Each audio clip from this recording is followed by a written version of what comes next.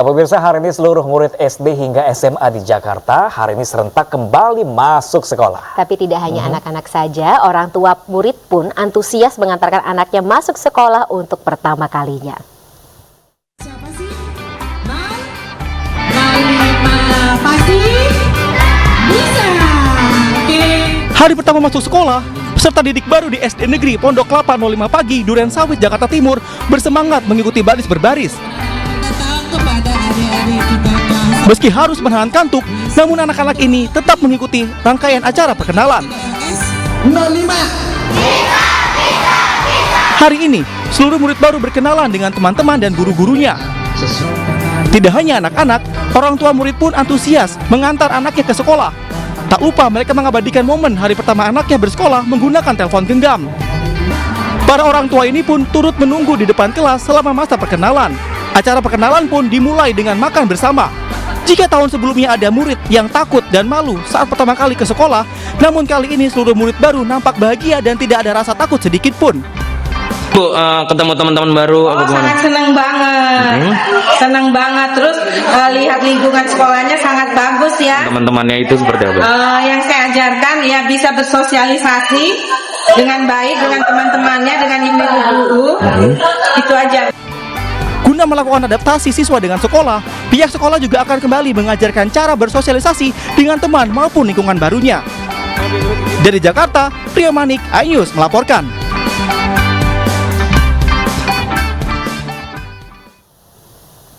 Ya, untuk warga Jabodetabek yang masih bingung untuk mengisi liburan sekolah, Pekan Raya Jakarta bisa jadi pilihan. Nah pemirsa, di pekan terakhir pembukaannya pemirsa, Anda bersama keluarga juga bisa menikmati kopi serasa sedang berada di rumah.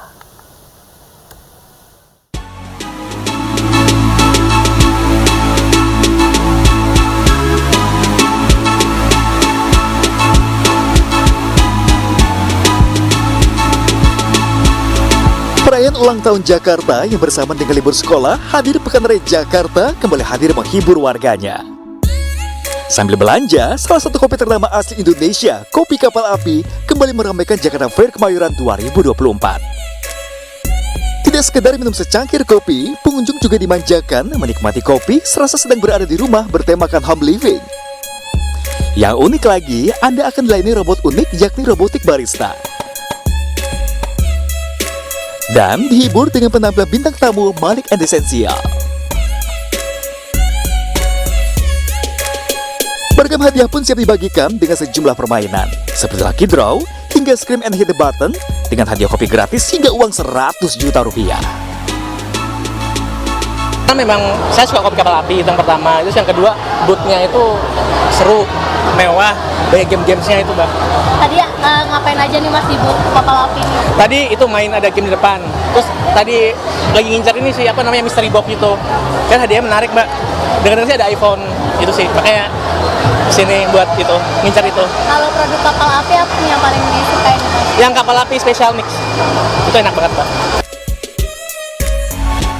Tidak kalah nikmat, Kapal Api juga menyajikan berbagai minuman kreasi unik yang diracik khusus pada event Jakarta Kemayoran kali ini, seperti Kapal Api Special Mix dan Kapal Api Special. Membawa kesan lebih modern kepada konsumen kami. Jadi kami ingin memperlihatkan bahwa Kapal Api merupakan brand yang selalu inovatif, yang selalu menyajikan sesuatu yang baru kepada konsumen kami setiap tahun. Ingin membangun engagement dengan konsumen kami, ingin memberikan kualitas kopi yang sudah legendaris dari tahun ke tahun, dan kami ingin memberikan pengalaman yang tidak terlupakan kepada konsumen kami di acara Jakarta Fair Kemayoran. Memasuki pekan terakhir Jakarta Fair Kemayoran, dipastikan Anda dan keluarga bisa menikmati kopi dengan sensasi berbeda. Dari Jakarta, Anissa Septiaradi, Dimas Winardi, iNews melaporkan.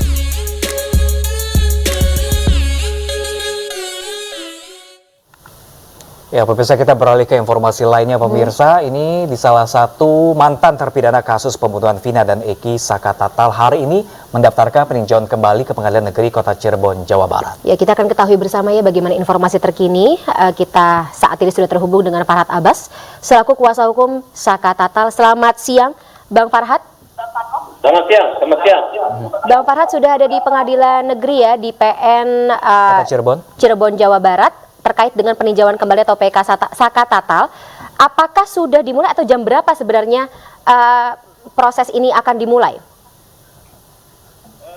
Saya perkenalkan dulu, hadir di sini adalah Bang Krishna Mukti dan Ibu Titin dan teman-teman semua, Yasin, Dadan, dan Rizali, Novi dan Ari semua ya, dan Dina Marlina, Pak Agus juga. Ya, dan kami hadir di sini.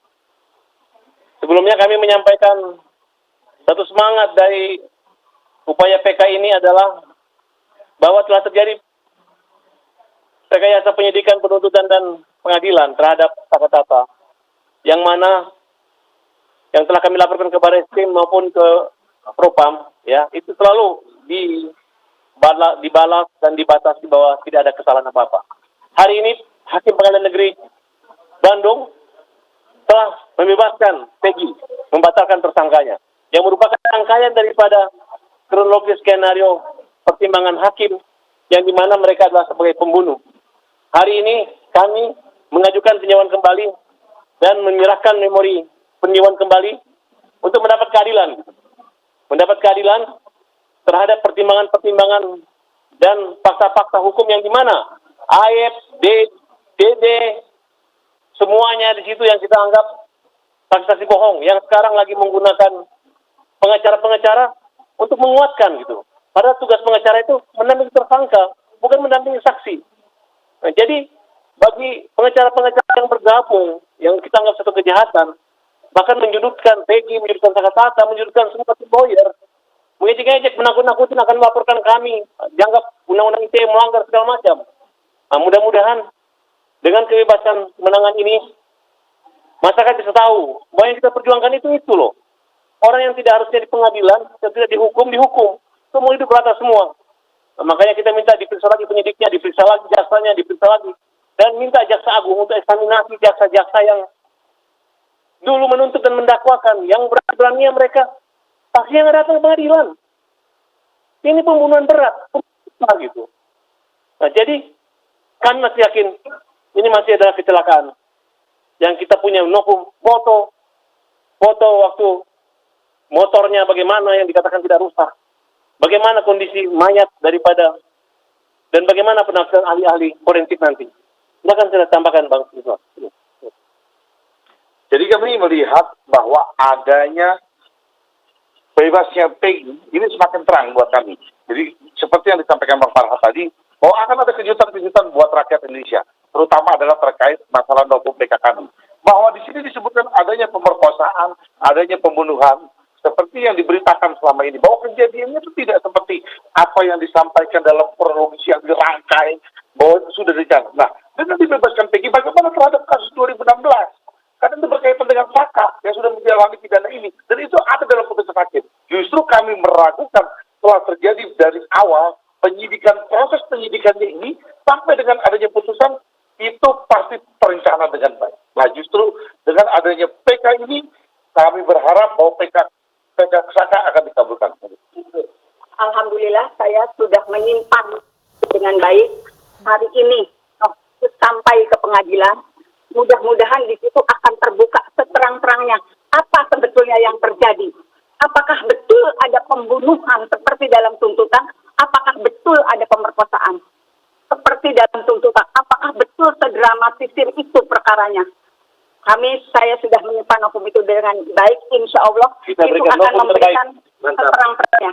Kita jadikan memori mana terbaik. Silakan Saka ngomong, Saka. Itu yang saya janjikan 30% ada yang belum saya buka. Sekarang sudah terbuka semua di dalam memori PK. Silakan Saka sedikit menyampaikan. Saka maju. Ngomong. Terima kasih buat semuanya. Bantu doanya aja supaya terang. Pasti saya terungkap semuanya. Ya, itu sekarang nggak melakukan. Baik, Bang. Oke. Satu lagi dari saya. Untuk semua seluruh warga negara Republik Indonesia, ini kita sudah melihat satu peristiwa hukum, di mana nama Saka Tatal akan dikendang semasa negara ini ada. Karena kita akan melahirkan suatu produk hukum jurisprudensi bahwa Saka yang dulunya ditahan, sekarang bebas mengajukan PK, dan insya Allah dengan bebasnya Peggy Setiawan, dengan Saka juga nanti dikabulkan, mudah-mudahan kita menjadi negara yang benar-benar menjunjung kepastian hukum yang sangat visible. Oke ya. Jadi terima kasih buat negara Republik ini ya, bahwa hari ini hukum keadilan sudah ditegakkan di Bandung. Ya, buat para pengacara yang kemarin mulutnya kotor, yang namanya Rasman, kemudian ada Ibu Elsa, ngaku-ngaku sebagai tim independen, ternyata kemudian metik kuasa dari kami. Nah, hari ini mulut kotormu sudah tercium dan hari ini bubar. Ya. Oke. Ya, mudah-mudahan dengan adanya bukti hukum baru kita untuk kedepannya dalam pengajuan memori kita kedepannya dimenangkan untuk ya Sakatatal. Terima kasih. Ya, kita tambahkan sedikit. Karena kasus ini Kuasa hukum akan dilimpahkan kepada Mahkamah Agung. Baik, terima kasih banyak Bapak-Bapak tim kuasa hukum Sakatatal. Semoga pengajuan PK ini bisa diterima dengan baik dan kami tunggu update selanjutnya. Terima kasih. Tentu saja demi untuk menyingkap tabir kasus pembunuhan Vina dan juga Eki yang kedepannya ya. Kita ke informasi berikutnya pemirsa. Datangnya bulan Suro pada penanggalan Jawa atau 1 Muharram pada kalender Islam menjadi berkah tersendiri bagi pelaku jasa pencucian benda pusaka. Ya, di Jombang, Jawa Timur pemirsa, para ahli pencucian benda pusaka mematok harga hingga Rp250.000 untuk sebuah keris.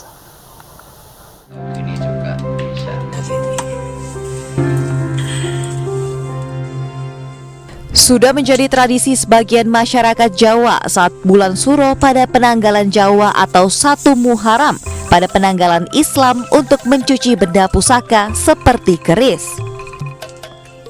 Bagi Yudi Rianto, 48 tahun warga Desa Mojo Tengah, Kecamatan Bareng, Kabupaten Jombang, Jawa Timur, 1 Suro menjadi berkah tersendiri. Dengan tarif Rp50.000 hingga Rp250.000, Yudi bisa mencuci berbagai benda pusaka hingga 700 keping. Tak cuma keris, Yudi juga menerima pencucian benda pusaka lainnya seperti tombak dan pedang. Pencucian benda pusaka tak bisa dilakukan sembarang orang karena harus memiliki keahlian khusus. Jika tidak, maka benda pusaka itu akan rusak dan menjadi tidak bernilai lagi. Kalau bulan Suro bisa 500, bisa 700 kalau proses 1 bulan. 1 orang ada masuk biayanya. Ya pemirsa, kita saat ini akan menuju Polda Jawa Barat untuk mendengarkan keterangan terkini pasca sidang putusan pra-peradilan Peggy Setiawan. Betul. Terkait tanggapan kami terhadap hasil sidang putusan pra-peradilan untuk tersangka PS ya, yang saat ini sudah kita sama-sama dengarkan, telah dibacakan hasil putusan sidang pra-peradilan tersangka PS. Untuk itu kami dari Polda Jabar tentunya menanggapi sebagai berikut. Ya, yang pertama, tentu dari Polda Jabar kami akan mematuhi putusan sidang pra-peradilan yang telah diputuskan oleh Hakim Tunggal pra-peradilan untuk tersangka PS. Yang kemudian yang kedua, tentunya kami dari Polda Jabar, penyidik, akan menjalankan segala putusan hakim pada sidang pra-peradilan tersangka PS. Itu yang dapat saya sampaikan, hanya 2 hal terkait tanggapan kami terkait hasil sidang putusan tersangka PS. Demikian. Mungkin ada tambahan dari Pak Beni dari Kompolnas, kami persilakan.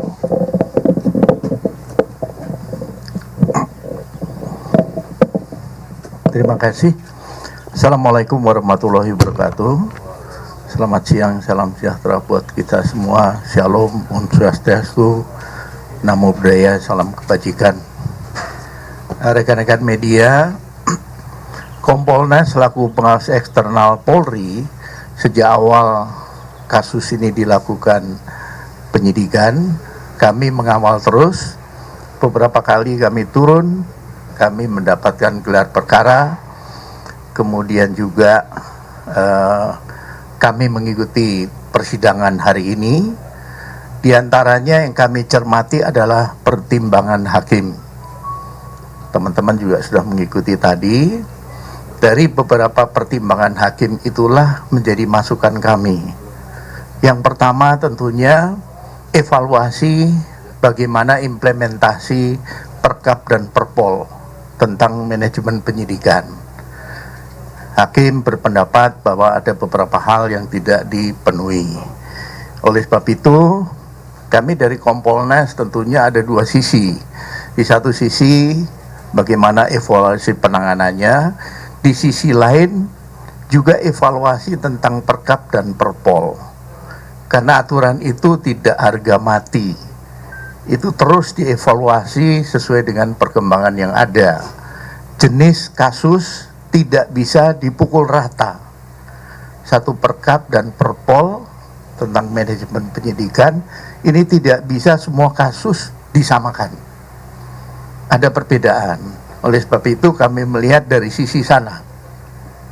Beda kasus penipuan dengan kasus pembunuhan. Beda dalam hal penanganannya. Beda SOP-nya. Inilah hasil pengamatan kami, makanya kami tadi hadir, mendengar, mencermati apa pertimbangan hakim sampai dengan putusan diberikan. Kami menghormati putusan pra-peradilan ini dan tentunya Polri akan mematuhi dan melaksanakan putusan tersebut. Demikian dari saya. Terima kasih. Wassalamualaikum warahmatullahi wabarakatuh. Om Santi Santi Santi Om. Demikian rekan-rekan, jadi sudah kami sampaikan tanggapan dari Polda Jawa Barat terkait hasil putusan sidang pra-peradilan tersangka PS yang sudah sama-sama kita dengarkan pada hari ini. Kemudian tadi sudah rekan-rekan juga dengarkan penyampaian statement dari Kompolnas, ya, dari Pak Benny Mamonto terkait pengawasan yang masih akan terus dilakukan terkait dengan proses penanganan tersangka PS. Demikian mungkin dari kami, dari Polda Jabar maupun dari Kompolnas. Masih ada pertanyaan? Selama kapan dibebaskan? Ya, ya. Jadi kalau terkait dengan pembebasan, ya, tentu kami akan mematuhi segala putusan dari hakim, ya, dari pengadilan. Secepatnya, ya, sesegera mungkin kami akan penuhi sesuai dengan putusan dari hasil sidang pra-peradilan. Kita menunggu, ya, mudah-mudahan secepatnya kita akan segera mematuhi tentunya sesuai dengan putusan. Itu mungkin, ya.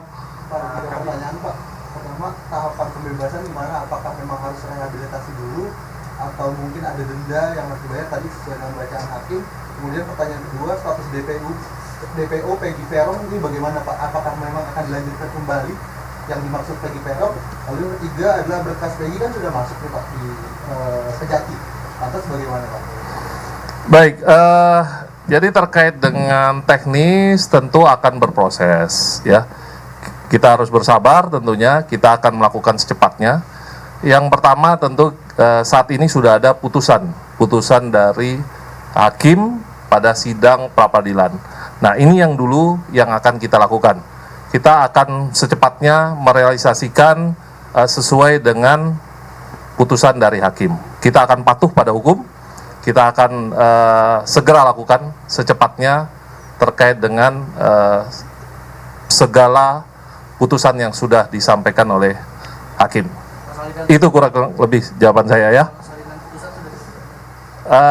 Nanti kita masih berproses, mudah-mudahan juga dari pengadilan bisa menyerahkan ke kita secepatnya. Itu saja mungkin, ya, rekan-rekan.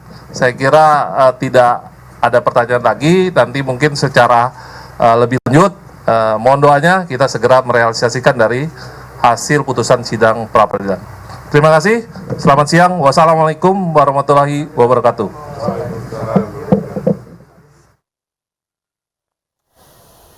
Ya, tadi adalah pernyataan terkini dari Polda Jawa Barat pasca sidang putusan pra-peradilan Peggy Setiawan.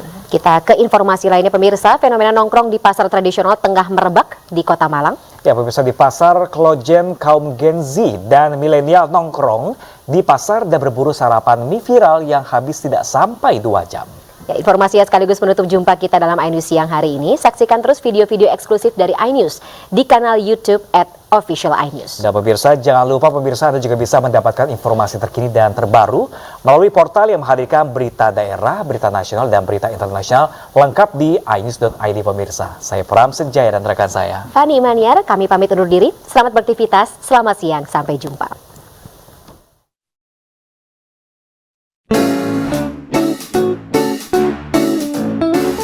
Siapa sangka di salah satu pasar tradisional yang ada di Malang, Jawa Timur ini ada tempat kuliner kekinian yang tengah digandrungi muda-mudi. Sejak direvitalisasi, pasar Klojen menjadi lebih tertata dan bersih. Bahkan di dalamnya ada sejumlah tenan makanan enak. Salah satunya kedai mie ayam yang menggugah selera. Berada di tengah-tengah para penjual daging dan sayuran, setiap harinya kedai mie ayam ini selalu ramai pengunjung. Bagaimana tidak ya? Mie ayam di sini memiliki keunikan sendiri karena menjual mie bihun kuah kolagen serta mie goreng dengan tambahan topping ayam kasyu. Karena saya beli yang mie kuah ya, jadi pas banget pagi-pagi, anget-anget gitu kan. Kita makan dan anak muda kan sekarang jarang banget ya yang ke pasar. Jadi menurut saya ini ide baru lah. Sempat penasaran waktu lihat media sosial, soalnya kan kelihatan enak. Tapi kalau sebenarnya nggak tahu kalau misalkan bakal di dalam pasarnya. Untuk tren sih menurut saya bisa banget ya, karena semakin kesini kan kalau dilihat pasar-pasar tradisional juga di dalamnya tuh mulai banyak yang mulai beradaptasi sama perkembangan sekarang ini gitu. Dalam sehari sekitar 200 porsi mie ayam ludes terjual, tidak sampai 2 jam. Harganya pun cukup bersahabat dengan kantong, yaitu Rp15.000 per porsinya. Nah, bagaimana? Anda tertarik untuk mencoba? Dari Malang, Jawa Timur, Denny Irwansyah, iNews melaporkan.